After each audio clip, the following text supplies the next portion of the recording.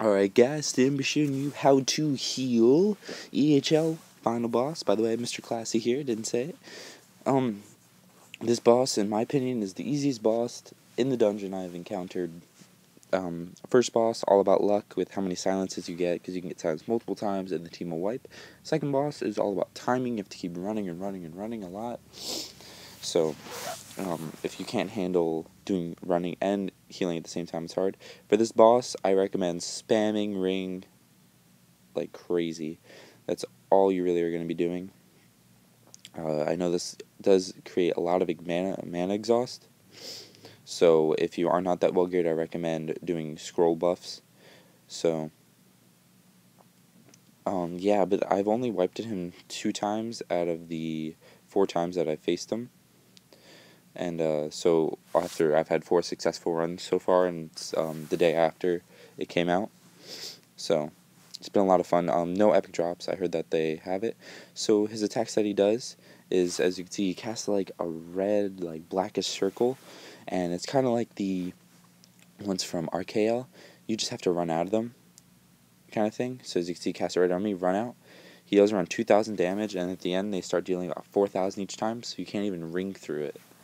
Pray through it. You actually will die if you try to pray in one. And the next he does is he randomly will cast spells and deal 1,600 damage on someone. So as you see, I'm getting hit kind of hard, and sometimes it's hard to catch back up. If you don't have good spell crit, then your rings will not be enough to get all this. So I recommend putting restores on people that need it, rapiding people that need it in between. You're going to see me put restores on the tank and restores on myself, just to kind of keep it safe. I think that's the best bet. Revelation, I recommend do not specking it anymore. If you're running AHL at this point, then it's more important not to have Revelation specced for you guys. So as you can see, I'm getting hit for 1,600. Mana is starting to get a little hard. If you do not have a good pot rotation, or you do not control your mana that well, you're going to run out. And you're going to see me at one point say mana because I was cutting a little close. But he does give you a little bit of a break. So that's his first 2 attacks, and then he actually summons another boss. I've seen Cap, the ETL Dragon, the Zargus twice, and now Cosmo. So what this happens is they summon him at about maybe a third of his power with 1 ability and about a quarter of his health that he originally has. So DPS and tank will focus on this guy, get rid of him, and stay out of those circles like they're doing. They have to run out because you see they're taking a big pack, the DPS warrior. He actually hit red in this, and so it was a little hard to bring him back. But it was just very bad luck. He is probably one of the best DPS warriors I've ran with, just because he knows how to do his class, he knows how to handle it. So as you can see, tank's getting hit for hard if he stays in there, and luckily they move. And so now Cosmo's down. So now we focus back on this guy. Prayer times, you can pray anytime before he summons the boss, but once he summons that boss, you cannot pray. You have to save it at this point for what's going to happen next. So yeah, I tried typing in mana because I was warning that mana was running out. So, the big pot's almost on cooldown anyway, so I should be fine. But I just like to let him know. So as you can see, I got it off. Mana was all set. I gotta make sure I get the ring in, the rapid in. So you see my rapid's only 1,300 and he's hitting for 1,600. So this is when he says how I'm still the ruler of the world. That is your break, kind of. You can have your pots on cooldown, will help a little bit.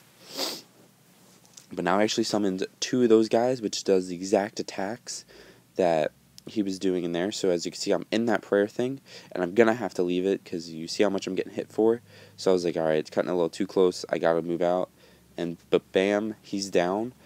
DPS will focus on him. Final boss is down, and what does he drop? He drops the DPS warrior shoulder pads, Winter Solstice vest red, and Essence of Sathion. So it looks like no T3 gear this time. And let's see what it's in the chest. So yeah, guys, he's actually not that hard. He's just a lot about you need to focus on mana regen perfectly. That is all about this boss because you're going to be ringing a lot, and that's very sucky boots. But Ew. So, focus on mana regen a lot in this. If you're not that well geared, or if you're just 6/6 and you don't have too many mana trinkets, definitely go with a scrolls. I actually was running Power Arm Guard for this dungeon. I was running the Divine Breath Amulet Power Arm Guard. I'm starting to run that a little bit more. I'm liking the health. But definitely for this one, you can run the Wisdom. It will help a lot. So I'm going to run through his gear. Very well geared. He was only running those just because he was showing off that we have completed the dungeon. And there's good healing ones in here that are actually the equivalent of the epic healing ones. So as you can see, he's actually mainly a Sin. Like I was trying to say before, they have Rangers work out better here. So, yeah, and I actually won both of them. I was very excited about that. Lastly, I'm going to show you the Smash Dia, DPS Warrior. He is 5/6 with Magic Potion Helm, Power Arm Guard. That's actually one of the drops that was new. It was a Silent Armor crossbow. And some soul stuff and PvP ring. Next, we're going to go to my gear. So, Bloodthirsty, 4/6 with God's Favor leggings, and I'm just switching off just to kind of show. I'm really liking the voice chat function too, just by the way. So, yeah, guys, that's it. I hope you enjoyed the video. Subscribe if you want to see more. Comment what you thought. Like it if you did, and I will talk to you later.